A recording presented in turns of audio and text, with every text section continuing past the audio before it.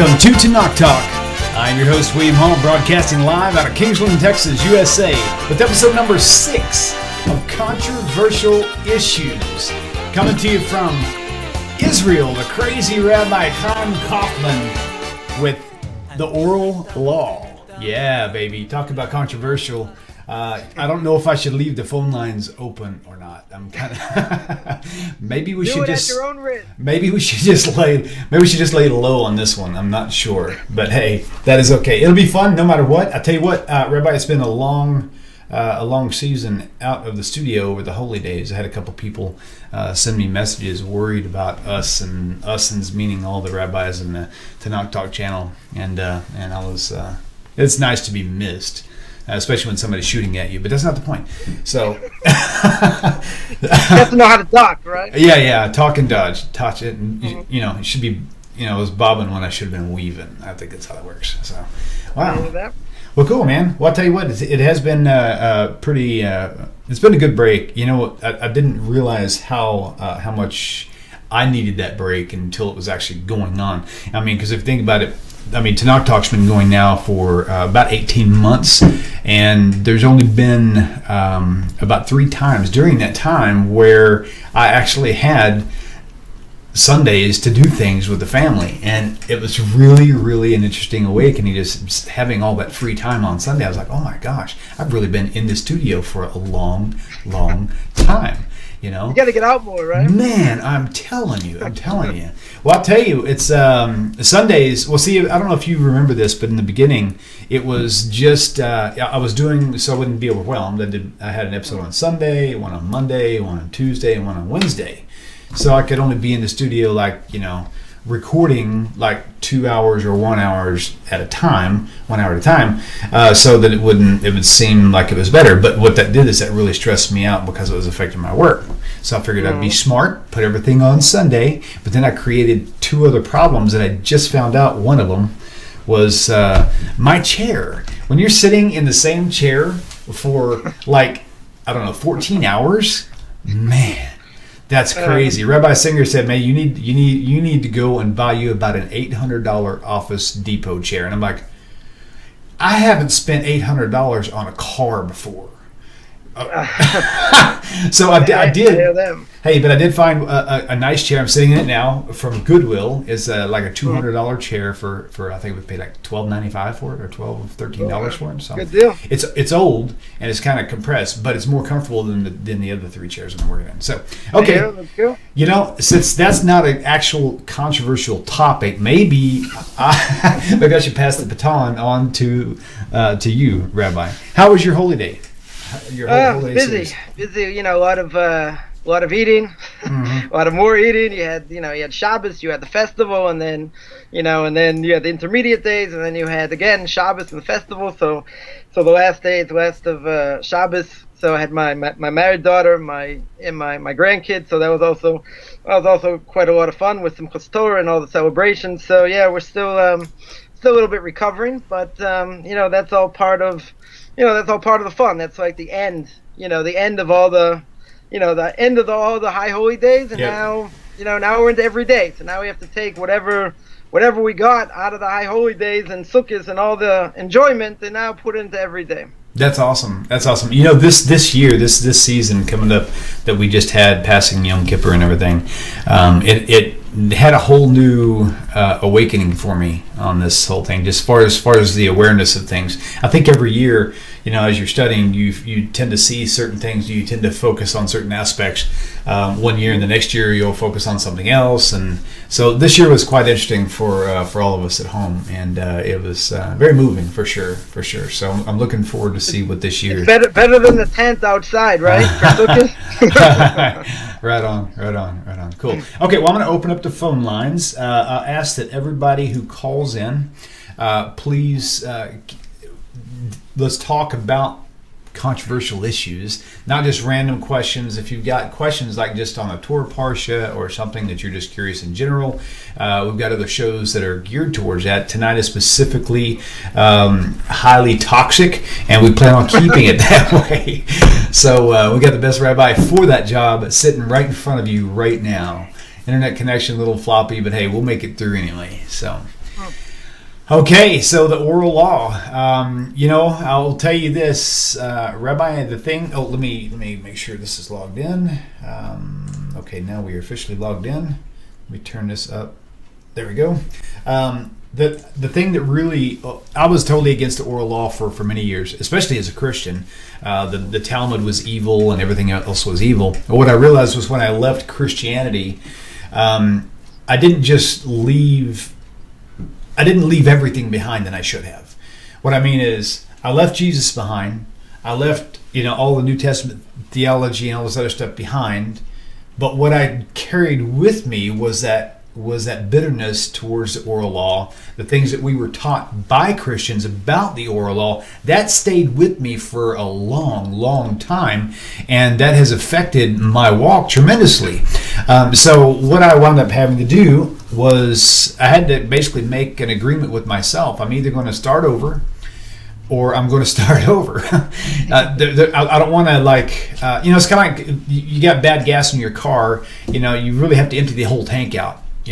If you just put new gas on top of bad gas, you're still going to have, inefficient fuel. So I had to use that idea with the New Testament. I was like, everything that I learned from the Christian or from the non-Jew, I had to make a choice to put everything behind and try to relearn it again. And when I did that, all of a sudden I started seeing things that I never saw before, like seeing the Talmud or the oral law being taught all throughout the New Testament, which I never saw before. They're talking about phylacteries, and they're talking about the Sabbath day's journey, and it's like they don't tell you that none of that's bad. Like with the phylacteries, Jesus supposedly criticized the Pharisees for wearing them too big. He didn't say they were wrong for wearing them. He said you're wearing them too big, like you're trying to show off. So. But that's the whole question. Do you really know what phylacteries are? Nobody knows what they are.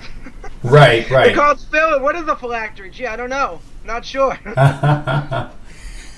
Well, so that's what we're going to go tonight. We're going to discuss the oral law, and realistically, what I would ask all the viewers out there is to think about that.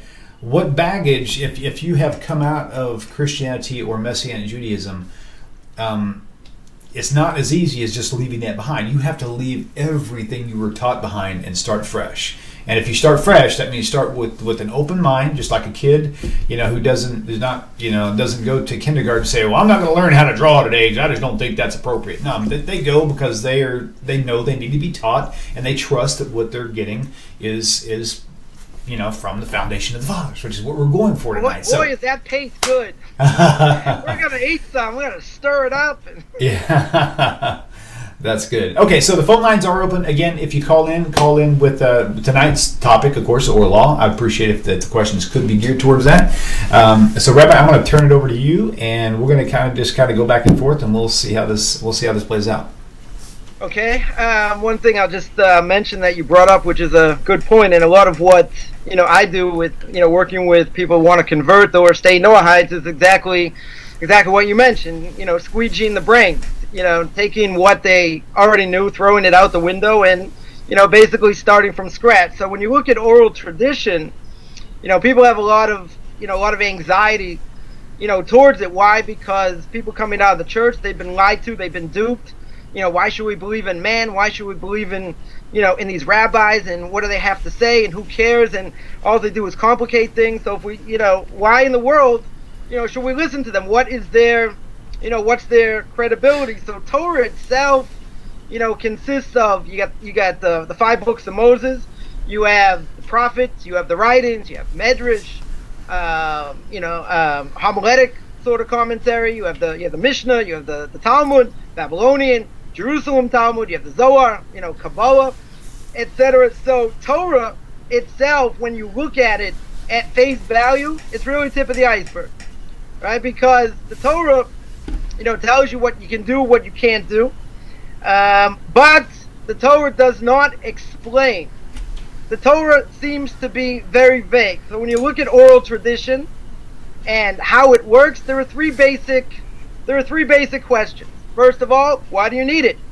Why can't we just read the Torah as it is? The rabbis come along and say, okay, now you got a million laws, the laws of Shabbos, what you're allowed to do, what you're not allowed to do. A billion laws in tefillin, right? Phylacteries or whatever, right. Whatever they are. So they what are they doing? That the Torah says, put frontlets between your eyes, and we'll discuss, what that is, and on your arm, right? But there are thousands of laws. So first question is, why do we need it? Why the rabbis come along seemingly and complicate things? You want to hear something? You want to hear something very interesting? At the time that I was still rejecting the oral law because of the little black boxes, to fill in that they would wear. Right. At the same time, I would walk out my front door and kiss my mezuzah on their doorpost. Now, for those people who don't understand why I just brought that up, I'm sure you'll get it before the end of the show. We're wired. I mean, we are wired not by Hashem, but by the church on how we're supposed to process information. And man, we've got to kind of rip all them wires out and start over. I'm telling you, man, it's really, really funny. Some of the things that I would do. Story. I know somebody that was putting up a mezuzah. They sent me a picture, of like banging a mezuzah, a Jew, banging a mezuzah, on the doorpost. I said, don't forget, the parchment inside's the most important thing. Don't forget to put the parchment in, because if you put up a box, that's all it is a box. If there's nothing inside it, then it's just got the status of a box, nothing else. Right. Wow, I tell you what, I'm glad we're really covering this, and I really mean that, because there's some people who are really close to me who have been asking with an open mind, and I don't have exactly the best ability to teach them on this because I'm not trained in it as you are. So this will be some nice ground. I will be interrupting you probably a lot tonight, because I'm just out of excitement more than anything else. Maybe out of concern. Who knows? I might reach up there with a paper towel and smack you or something. I don't know. Okay, we'll try. Just don't leave your mind so open that your brains fall on the floor. Just, I like it. Keep that in mind. That's funny. So, that's funny. So the first question is, what do we need the oral tradition for? Right? What do we need the rabbis coming along complicating things?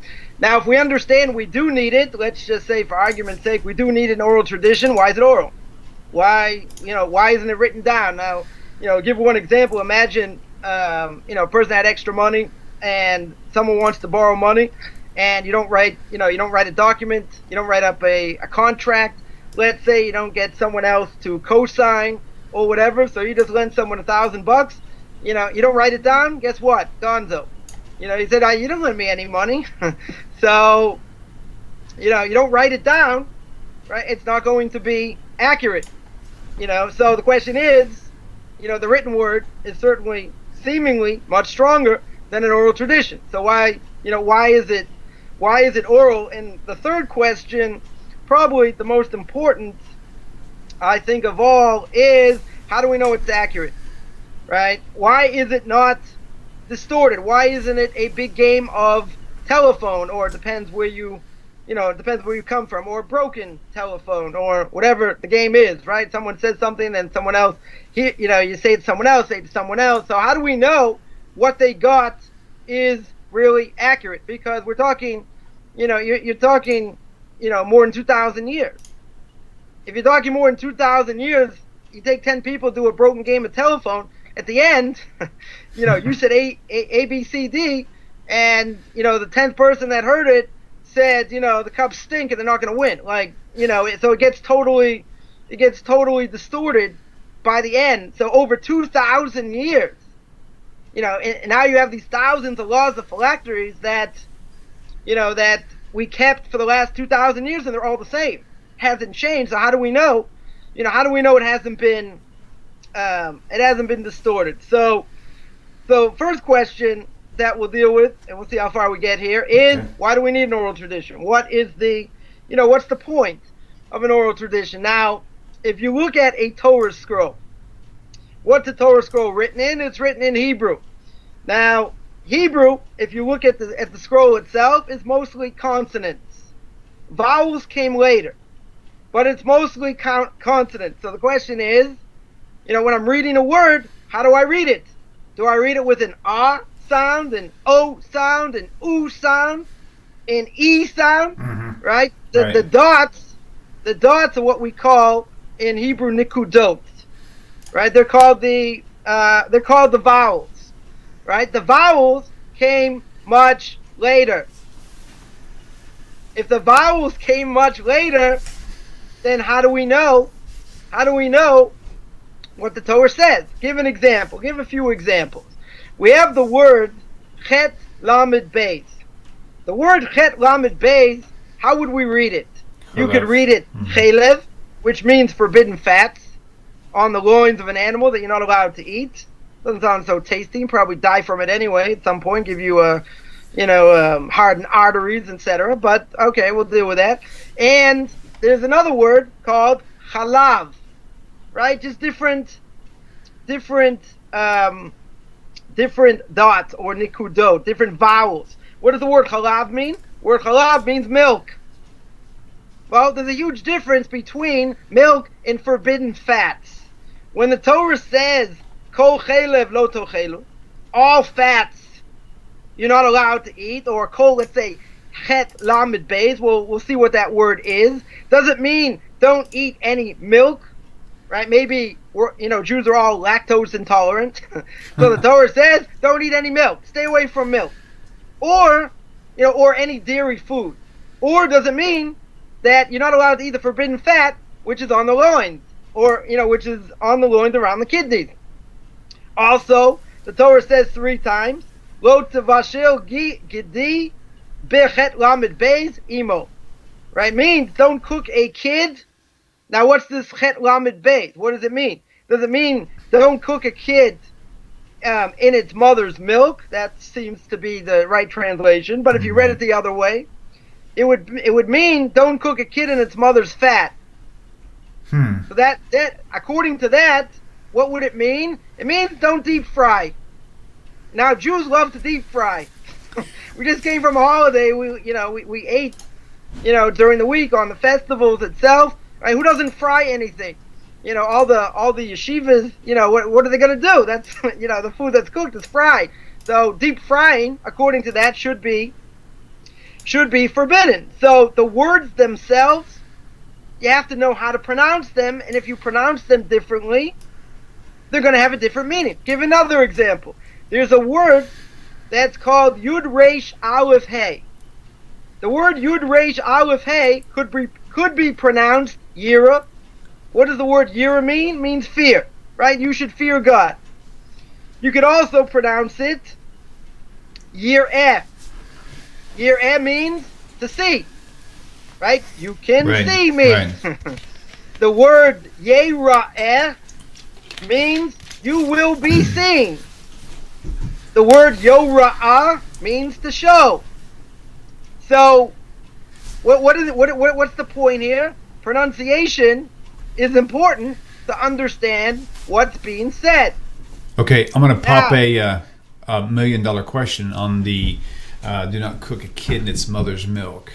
This is a question that I had. I've processed a lot of information on what I perceive it to be. I've already accepted the Orthodox rule on it. No problem with that.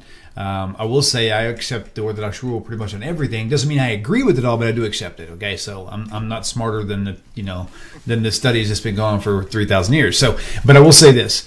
Do not cook. Yeah, don't want to do that either. You might get kicked back. Do not cook a kid in its mother's milk. I can see how that could be. That was an issue, even if it wasn't an issue. Let's just say that was just a flat out. It was translated correctly. Do not cook a kid in its own mother's milk. Well, nowadays, of course, the probability of that even happening is nil. Unless you're a farmer, unless you kill your own meat and you milk your own cattle, that's probably not even a possibility. However, what I realize is Hashem told the rabbis or the teachers to put, or the judges to put parameters up to keep people from violating these laws. So the $1 million question is, not eating a cheeseburger, is that the defense?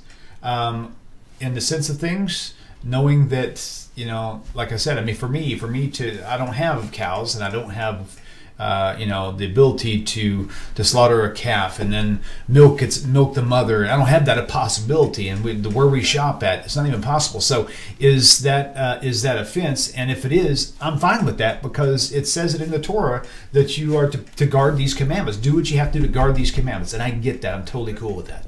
Explain that a little bit, please. All right, so there it says, as you mentioned correctly, don't cook a kid in its mother's milk. Now, it says it 3 times. Why? So the Talmud tells us there are 3 prohibitions. One is don't cook it, don't derive benefit from it, do not eat it. Now, even though most people don't have farms, everything grows in the store, right? So we don't have farms. Right. So if somebody did, for example, now it could be very well that, a cow could be killed and you kill it and you're going to fry it up, with another cow, with a child or whatever. You're not allowed to kill, mother and daughter or father and son on the same day, right? The Torah considers that an act of cruelty. But even if it doesn't apply, let's say for most people it doesn't apply, you're 100% right. Most people don't live on farms, 100%. But at the same time, it says it 3 times. So anytime something is repeated, it definitely warrants explanation. So the rabbis wanted to make sure that you're not going to eat it, even if it's not your vicinity, doesn't matter, right? You're not gonna mix it together, and even if you're not gonna mix it together, you can't cook it for no reason. In other words, you can't cook it and give it to someone else. You yourself, it's forbidden to eat it, and you're not allowed to cook it for the sake of another Jew. On top of that, it's such an important thing. The rabbi said, don't do business with it, right? Don't get benefit from it. So there are multiple laws of how far we go not to mix milk and meat. Now the question is, what's considered meat?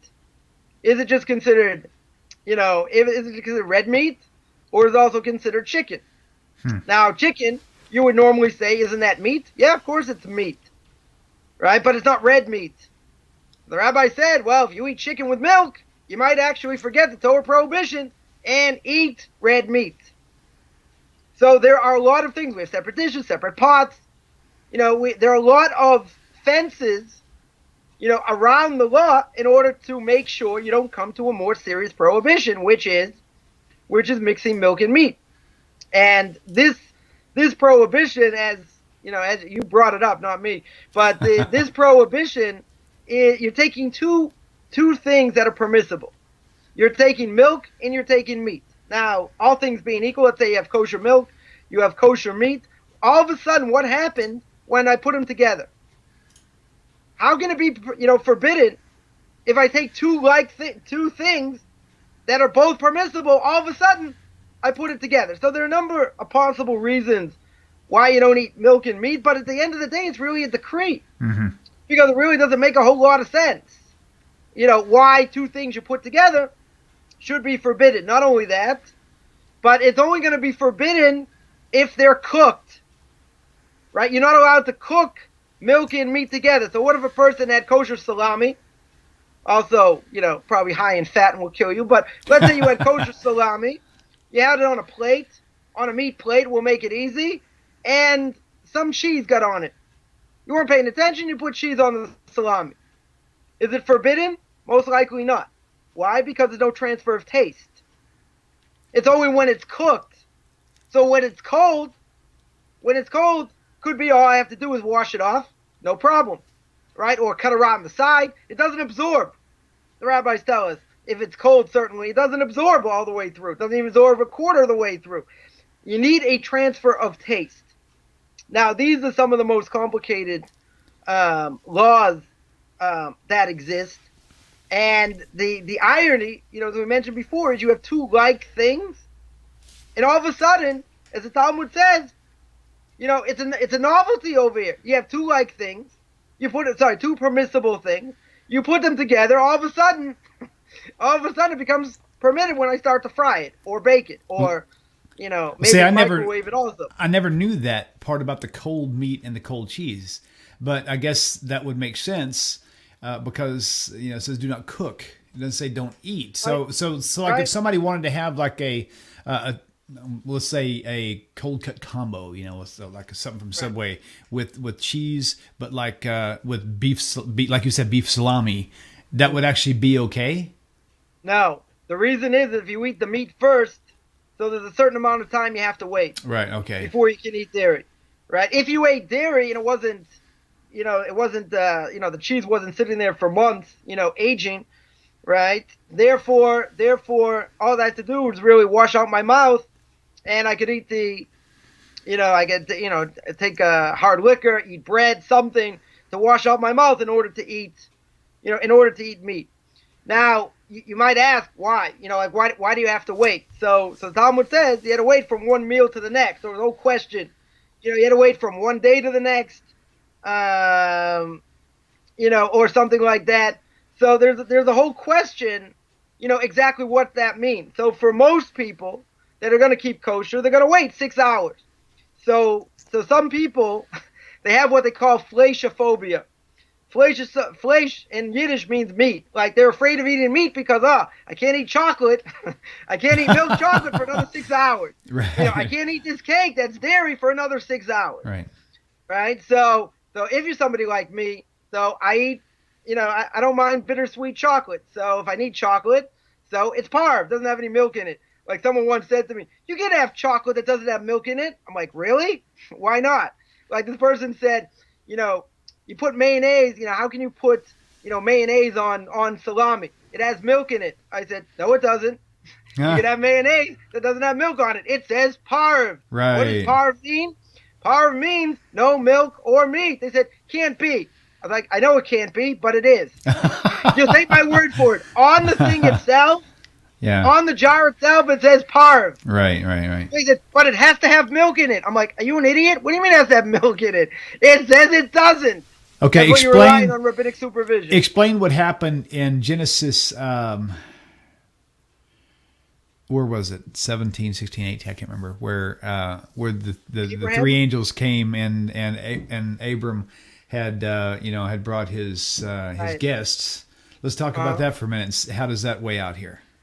So the question is how you look at Abraham, Isaac, and Jacob before, and the rest of the people before the Torah was given. Did they have the status of Jews, or did they have the status of Noahites? Major difference. Yeah. There's a major work that most of this book goes through the book of Genesis and analyzes, what their status was. Right? Did they keep the Torah before it was given? Didn't. It would seem that, in a lot of cases they did. One example, Jacob marries two sisters. Right. And when he comes into the land of Israel, Rachel dies. So that means, accordingly, you can't be married to two sisters. And the essence of keeping the Torah is really in the land of Israel. Everyone keeping the Torah outside of Israel is really practice until you get to the land of Israel, but it became an obligation anyway. So there was a obligation that you're not allowed to marry two sisters. So the commentaries, all the commentaries ask, what's he doing? If Yaakov, kept the Torah, whatever it looked like before it was given, then how in the world could he have done it? So we'll go back. See, I answer one question with another. So now we'll go back to Abraham. Abraham has these three people, these three Arabs that come, disguised as angels, and he feeds them. He feeds them and seemingly feeds them, milk and meat together. So one possible explanation is that they didn't really eat. They were angels, right? They appeared as if they were eating, right? They didn't really eat. So that still doesn't necessarily answer up. If they didn't eat, then why did he serve it to them? So another possible explanation is he didn't serve meat first. He served them dairy first. And so if he serves them dairy first, technically speaking, you can eat meat straight away. All right, you wash out your mouth, you eat something out, whatever, but you can eat straight away. right? Now see that's not what I heard too. I be, heard that you eat, if you drink milk, you've got to wait 6 hours or 3 hours, depending on where you're at and who's milk, your Rebbe. Cheese. Oh, I thought it was just dairy in general. Hard cheese. Really, just milk is something that doesn't necessarily absorb so strong as cheese does. Oh wow, I did not know that. So okay. by milk, for example, again, take your Johnny Walker or eat some bread or have some Coke. That'll kill it, right? That'll certainly kill it. And therefore you don't have to wait. Now the other way around, right? Why do you have to wait 6 hours between, if you ate meat? So some say that it'll take that long, that amount of time to digest. Science may disagree with that. There are other possible reasons that you might have meat stuck between your teeth, or whatever the case is. So you still have meat, that is there that you didn't get rid of, or you have the taste in your mouth or something like that. So, there are different possible explanations. Why that is, why you have to wait. But when it comes to cheese, for example, again, it's only hard cheese. It's something that's been aged, I think, more than 6 months or something like that. That people wait 6 hours. Certainly by milk chocolate or cottage cheese or something like that. It's certainly not aged. So technically speaking, you could eat meat straight away. So that seemingly would answer the question. Use that answer that he served the milk first. And, that gets out of the problem. Or you could say, give another explanation. Let's say Abraham wasn't a Jew. If he's not a Jew, even if he is a Jew, or even if he is considered a Jew, Torah hasn't been given. So a lot of times we could answer, a lot of questions in the Torah itself. We could, when we go through the book of Genesis, because it's an extremely hard book to understand in many different ways, but we could say, how could Abraham do that? Or how could Jacob had done this, that, and the other thing, if he kept the entire Torah. Let's say the Torah wasn't given yet. So if the Torah wasn't given yet, it doesn't, it's the prohibition, the prohibition doesn't, won't apply until late. So therefore they can't be, punished, but you have to ask the question. You can't just use that as, and say, well, that gets rid of the question. The question's still there. It's when I went through the book of Genesis, I gave classes to Noahides, and I spent time going through the stories and explaining, okay, what happens with this? Does it apply to Noahides? It doesn't apply to Noahides. Torah's not given yet, right? So how far does it go? How do we look at these stories? And, as you mentioned before, as a non-Jew coming in, or coming from as a Messianic or a Christian or whatever the case is, you're going through these stories. A lot of sense it doesn't make. There are a lot of questions that are asked. I give a class on the Parsha once a week, and I work my way through Genesis, holding by Exodus chapter 30, getting actually to the sin of the golden calf. So I spent the last 4 years going through verse by verse, seeing what it means, etc. So I had somebody tell me that what do I need? I know the Bible backwards and forward, right? What do I need to listen to a class? So I said, all right, let me ask you a question. I'm just curious. Did you ever read the story of Lot and his daughters? Now we're getting to PG-13. So you got little kids, turn off, right? So we know the story with Lot and his daughters. Who comes out from Lot and his daughters? One son is called Moab. The word Moab literally means, as we spoke a little bit before, Moab means Me'av, from my father. So this daughter wasn't, she didn't live in Victorian England, right? She wasn't so modest. But who comes out of Moab, generations later, is Ruth, right? She is descended from Moab, from the king of Moab. So question, how far down, whatever the case is. Ruth marries Boaz. Go to the end of the book of Ruth. She marries Boaz. He dies straight away after he's with her one night. She conceives. And 5 generations later, who comes out? King David. Yeah. That's where the Messiah is going to come from. Now, I asked this person, I said, if you go through that story, you take it at face value. Now we've given a little bit more information. Does that story make any sense at all? The future Messiah, Again, not going to be the topic for now. The future Messiah is going to come, has to be from the lineage of King David. King David comes from an incestuous relationship. If I were writing the Torah, I mean, me, all three of us, me, myself, and I never would put something like that in there. You're going to be out of your mind. Right. So this person said to me, "Oh, wow, that's an interesting idea." I go, "Yeah, probably never thought of it, right?" So I said, sure. Let me give you another example, right? Give one other example, the story of Tamar and Judah, right? You know, she dresses up as a prostitute, and she ends up getting pregnant. He wants to kill her, and he doesn't embarrass her, right? She doesn't embarrass him and says whoever these things belong to, the one who did it. And the whole question if he stays with her, he doesn't stay with her, but she gives birth to twins.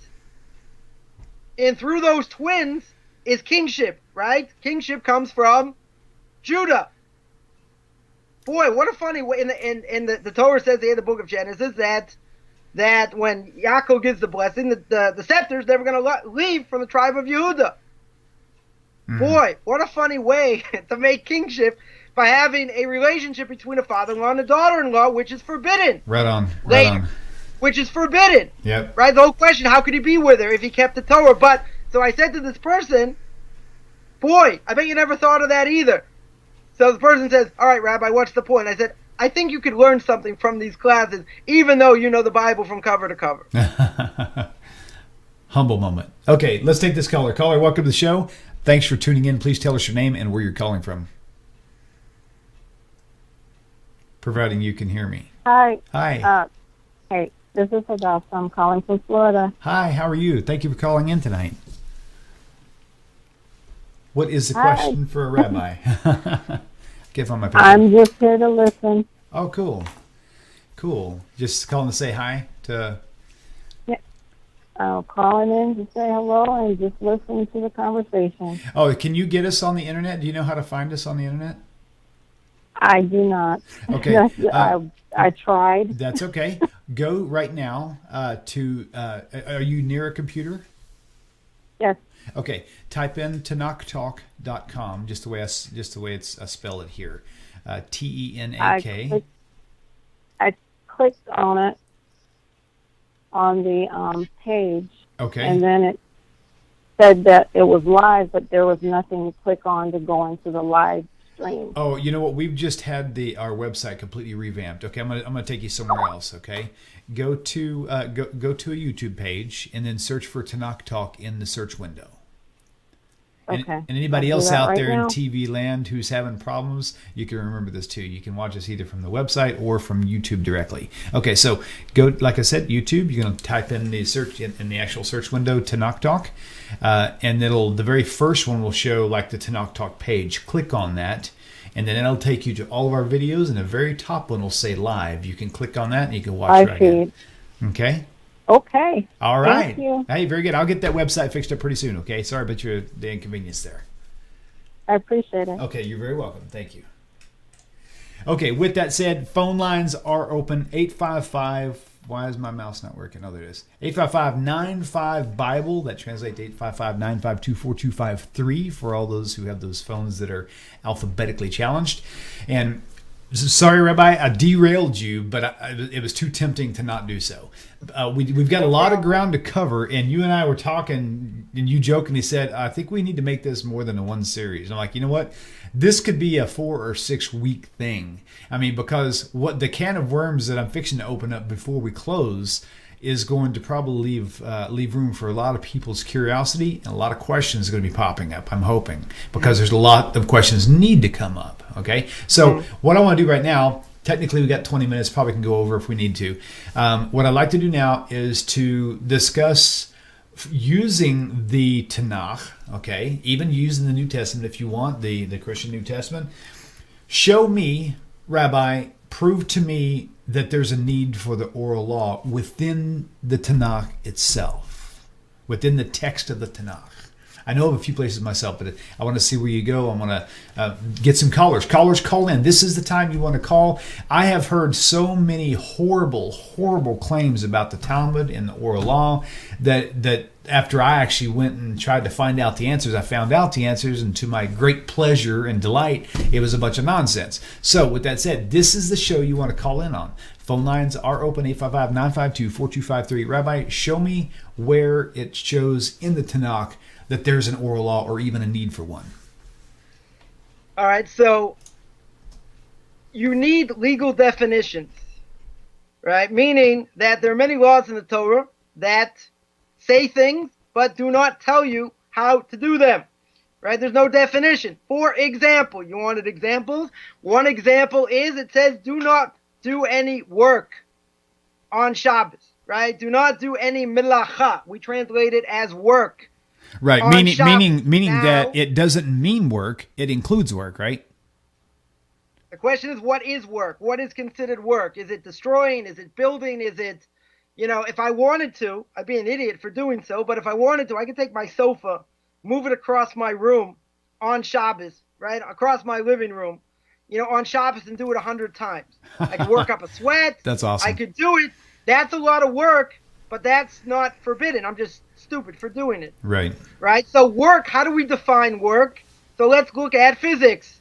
Physics is, what does work equal? It equals force times distance, or force times displacement. So if I take this napkin, for instance, here's a napkin, right? I take this napkin, I go like this.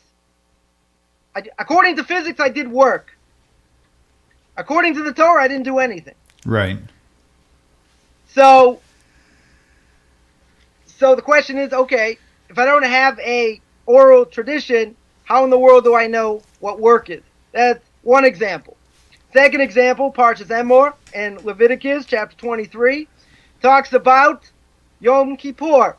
The Torah says on the 10th day of the 7th month. Yeah, what day is that? Day is, we understand, is Yom Kippur. So it says you have to observe Yom Kippur. It doesn't tell you how, doesn't tell you what, right? Doesn't tell you what to do. But how do you know when the day starts? It says the 10th day of the 7th month. Now, if you have a bill to pay, or you have, let's say, something's going to expire, milk or something like that, or, whatever it is, it'll say it expire June 10th. Now, June 10th means, till June 10th at midnight. Because then after midnight is June 11th. So how do we know when the day starts? Again, 10th day of 7th month. When does the day start? Start at when you see 3 stars? At sundown? How do I know? When does it end? The Torah also says, on Yom Kippur, it says, Ve'inisem es nafshosechem, which means you shall afflict your soul. Now, I'll ask the $1 million question, what does affliction of the soul mean? Maybe it means reading Dostoevsky, right? Reading Russian novels, that's an affliction for some people, or for a lot of people. Maybe it means rolling around on thumbtacks. Right. Maybe it means reading Dostoevsky while going on thumbtacks, right? You need an oral tradition in order to tell you that it means, what does it mean to afflict the soul? It means don't eat or don't drink from before sundown till after sundown the next day. Even a more basic thing. How am I doing here? Right? A more basic thing is don't murder. One of the 10 commandments. Now, what's the definition of murder? How does it apply? When are you considered alive? Is a fetus considered alive? Let's say you have an egg that's been fertilized, right? The Christians hold, it's considered alive. So it's sitting there in storage, right? In a freezer. Oh, can't do anything to it. It's alive. We don't hold that it's alive. A fetus, within 40 days, it's nothing, at this point. So how do we define murder? If you pull the plug on somebody when it is, when it's not permissible. So Judaism holds that's called murder, and I probably opened a huge can of worms saying that, but that's just as big of a sin of murder as if I took a gun, I shot him in the head. So how do we define it? So whoever wrote the Torah, we'll assume God wrote it here, but whoever wrote the Torah didn't give us any information, left us totally in the dark. Don't do this, don't do that. Well, how am I supposed to do it? The Torah says by the laws of Shabbos, if a Jew doesn't keep it, he gets a death penalty. Mm-hmm. Now, there are 39 categories of forbidden work.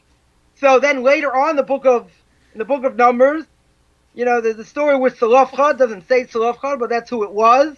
And he picked up a bunch of sticks, they took him out and they killed him. So imagine, the Torah says you have to keep Shabbos. If you don't get it right, you get the death penalty. They say, hey, you didn't say anything about picking up sticks. That's it. Right. Right? So without an oral tradition, I just mentioned a number of examples. How in the world would we know what any of this means? Ouch, sorry about that. And what the definition is, and if you get it wrong, the repercussions are unbelievably severe. Mm-hmm. So the reason that you need an oral tradition in general, you look at the Torah, let's say, as the written notes, or you look at it as written notes in a lecture. So if you're taking notes, let's say someone's learning chemistry, right? So when you're going to write down salt in the periodic table, you write it NaCl. You're not going to write out salt. You'll abbreviate it. Gold is Au, lead is Pb, right? You're gonna abbreviate it. Same thing for chemical reactions. So let's say you had a friend who was in the class, and you tell him, "Oh, what a great class!" He says, "Yeah, can I see your notes?" And he starts reading, NaCl, Pb, like the things, don't make any sense. Right. It's kind of like gibberish or gobbledygook, unless you were actually there and heard the lecture. Right? So the first thing is, if a person never heard the lecture and he sees your shorthand, good luck. It's like chicken scratch. You can't make any heads or tails. You can't make heads or tails out of it. So the written law itself, is like notes. It's like notes to the lecture, and the entire lecture itself is oral law. So just on that for 1 second, keep in mind the Jews are in the desert for 40 years. Right? When did they hear the oral law? When did they hear this oral tradition? Now, most of the action, if you go through the book of Numbers, most of the action that occurred in all the stories that occurred in the book of Numbers either happened in the first year or the last year when they're in the desert, right, before Moshe died. So you got 40 years in the desert. 40 minus 2, last time I checked, is 38. What in the world were they doing for 38 years in the desert? Even if you were into sand dunes and dust and, in deserts, and I was like, wow, what a sand dune. Hey, that looks like the last one we just saw. Like what in the world were they doing? So what they were doing was they were getting an entire lecture on Judaism, and it was being transmitted as notes were the 5 books of Moses. So in other words, if you heard the lecture and I told you the notes, then you're going to know what was being talked about. If you go up to a Jew, doesn't know anything, and you tell him, put frontlets between your eyes and a sign upon your arm, what's he going to do? First of all, what's a frontlet? He's going to, what's he going to do? Maybe he's going to go to a piercing parlor and say, okay, I want frontlets between my eyes, right? Right here. Put it right here. Okay, no problem. He's going to stick your head in the vise, crank it up, right? And start making this incision in your head. What in the world is a frontlet? What's a sign upon your arm? Maybe it says, I love mom. Put it on my bicep, Right. I love mom. We love Torah. Woo! What does that mean? Right? Does it mean putting a tattoo? No. It means, if you're familiar with oral law, as you mentioned before, it is phylacteries. Tefillin. I don't know what phylacteries are, right? They are called tefillin. So that, that you put it between your eyes, all you men out there, and you put it as a sign upon your arm. Now, if you weren't privy to the lecture, You have no idea what frontlets are. I don't even know what that means in English, right? What is that? If you were at the lecture, you understand it's tefillin, and you understand there are a million laws that have to do with the writing of it, and the parchment, and what you make tefillin from, and what it is, and all that. But if you weren't at the lecture, let's say, as some people would say, when God was handing out, brains, you were standing behind the door, right? You were behind the door. You didn't hear anything. So you didn't hear anything. You say, okay, what does it mean? Gee, I'm not sure. Let's go back to the head and the vice. Crank it up. Tap to, boom, frontlet between the eyes. What in the world, does that mean? So that the Torah begs for explanation where it's not given. Right? Again, the Torah says, honor your parents. What are the 10 Commandments? How? Does it mean I have to feed them? Does it mean I have to stand up for them when they walk in a room? Does it mean I can't contradict them? Does it mean I can slap them upside the head? What does it mean? As you work your way through, God gave us brains, gave us the ability to think. So when the Torah says something, we have to understand what it means. Right. And if you don't have an oral tradition, if you don't have something that's going to give you that explanation, you may think it's one thing. Someone else may think it's, something else. But if, we just have this holiday of Sukkot. For example, you go back to Leviticus chapter 23. The Torah says you have to sit, you have to have a sukkah for 7 days. Well, it's not really 7 days because the last days, we sit in the sukkah. We don't make the blessing on the sukkah if you live outside of Israel. But what in the world is a sukkah? How many walls does it have? Does it have a roof? Then it says bring a nice smelling fruit. A nice smelling fruit. No one in the world is going to think it's a lemon on steroids. Right? The Torah says bring a nice smelling fruit. You think it's a quince. He thinks it's a pineapple. Someone else thinks it's a watermelon, a star fruit, whatever. No one in their right mind is going to think it's a lemon on steroids. But the oral tradition says it's an esrog. How did they know that? Boy, it was a lucky guess. But keep in mind, it says you have to bring these things. You have to bring these willows, right, and these myrtle leaves or whatever. But if I bring the wrong thing, I didn't do any mitzvah whatsoever. So you want to bring your thing, someone else wants to bring something else. It has to be constant. If it's not constant, then it's all, whatever I feel like doing. But if you look around the world, on the holiday of Sukkot, people are going to be there with their lulav. They're going to be there with an esrog. Yeah, sure. They're going to be there with 3 myrtle leaves and willows. And during a certain time in the service, they're going to be shaking it, in front, to the side, behind you. It's universal. All right, I want to redirect you a little bit now. We're going to go to, people are freaking out because I changed the video screen up there. It looks pretty cool. Anyway, you'll see it later, Rabbi. Rabbi can't see anything right now. All he sees is the blank screen. I can see myself. I hope I'm talking to someone. He has no idea. Anyway, Mike, so what I want to do now is there's one major place where it says if you want to eat meat, you can eat whatever it says, but you've got to slaughter it the way I showed you. Where is that, and what are the ramifications? Because here's what I've heard some scholarly messianics say. Well, God says in the Torah how to kill it, and I'm thinking, I don't think so. So if that's a command, and this is something that really opened my eyes in the very beginning, was if God commanded to slaughter it the way I showed you, then my next move is to look through the Torah or the Tanakh anywhere and see if it shows anywhere how to slaughter this animal. And if there's not, I've got a problem. Right. So tell me a little bit about that. About your problems? We could be here all day. All day? You're very generous. Okay. After Yom Kippur, I took on a number of things I want to change. One of them was be nice. I still have what to work on. But, so the Torah says you're allowed to eat what you want, right? The Torah does not tell you about ritual slaughter, right? That's going to be later in the oral tradition, and there's a whole tractate written on that, or a lot of it is, or part of it is about ritual slaughter, how it works, and, what's done. So one of the reasons in the desert, they didn't have ritual slaughter, right? The whole question exactly what they did and how they killed animals, but Why do we have ritual slaughter in general? God allowed us to eat meat. If you go back to Genesis, where we're holding right now, the vegetarians or vegans or whatever you want to call them seem to have it right. They'll say, see, according to the Torah, we should all be vegetarian. Well, that may be true, but keep in mind that God allows us to eat meat. God understood that man is going to have a unbelievable desire to eat meat.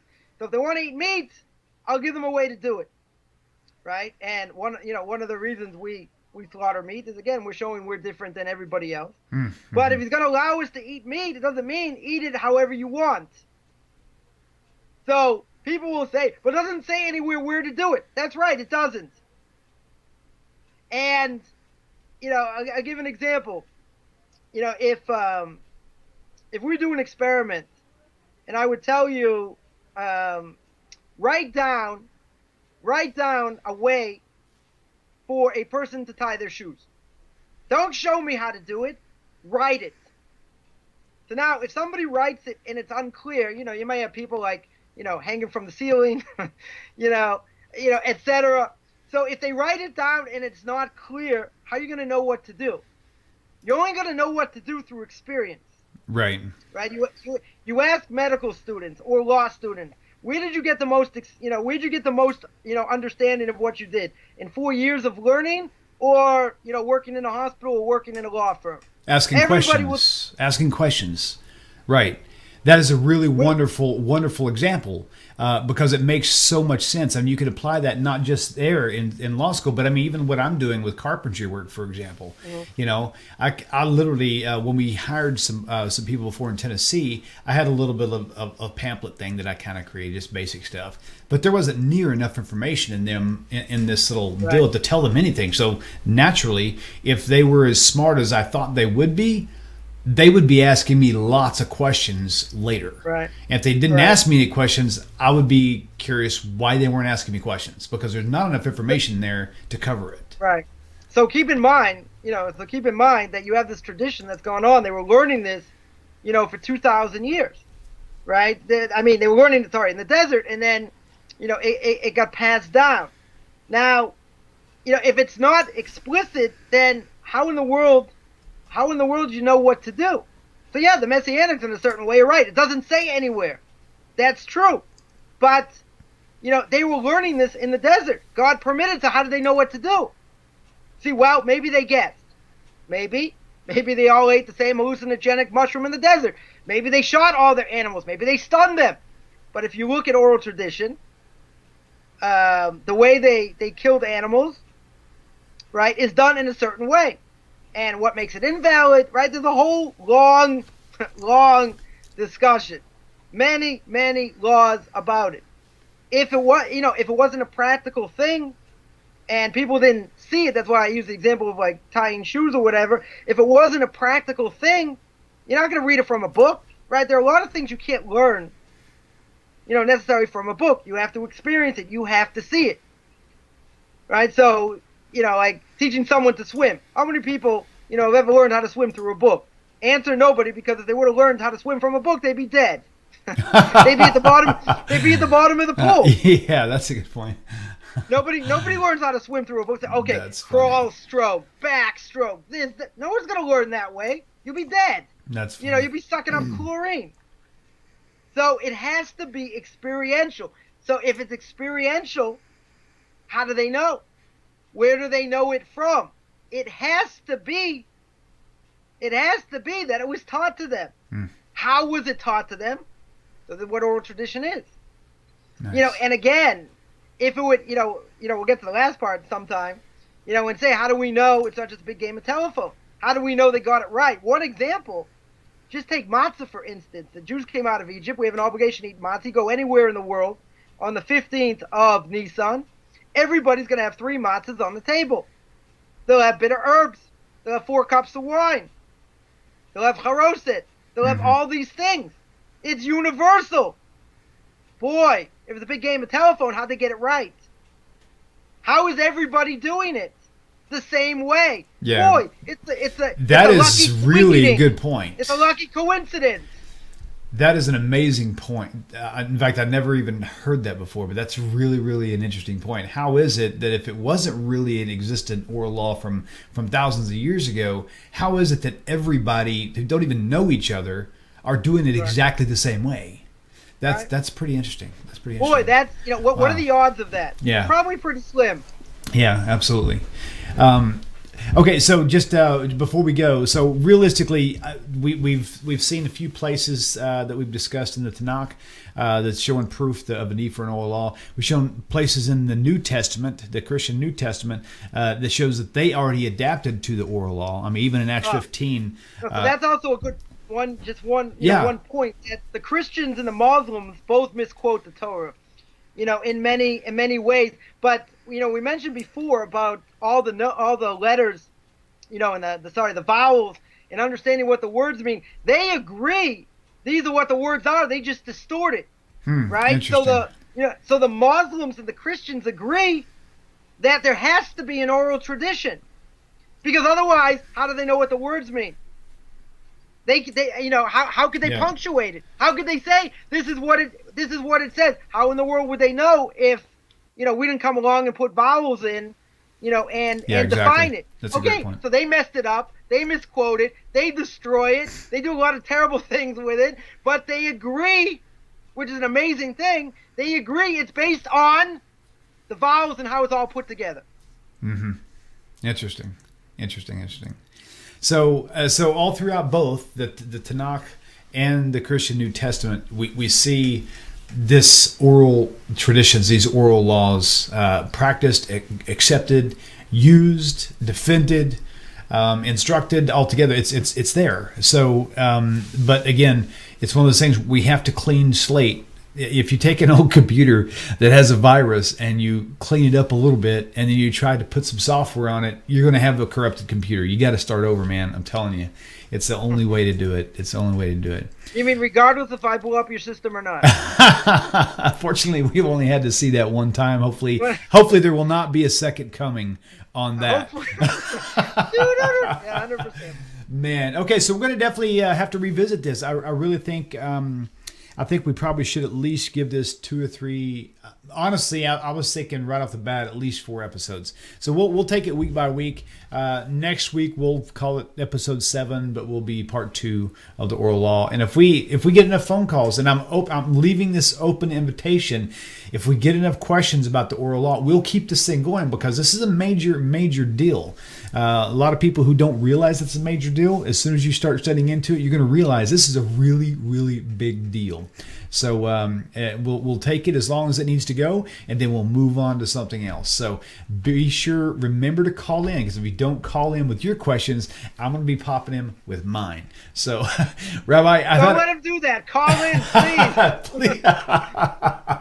Oh man, you know you love me. What can we all say? Well, thank you all for tuning in. Find Rabbi Coffman on Facebook. If you're interested in any kind of future conversion, get a hold of Rabbi Coffman, because he's got classes available for people who are thinking about converting. Maybe you want to convert, but you can't because you're geographically challenged or there's issues. You can still get a hold of Rabbi, and he could tell you how to get started, to give you the prep that you need, so that when you do get ready to do your conversion, if that's what you plan to do, you'll have the stuff that you need, and you'll already have a big jump start on it. So it's really handy. With certain books to read, he can even give you classes to take. He's got classes available online. He teaches courses there. So, Rabbi, I've had a really great time. It was good seeing you again. I can't wait to see all the other rabbis too. It's been a long break out of the studio, and boy, am I really going through some major withdrawals from all you guys. So until next time, shalom to you, sweet Rabbi. Shalom to all you viewers out there. Thank you for tuning in, and we look forward to seeing you again on the other side. Shalom. And shalom. We'll talk to you later. Bye-bye.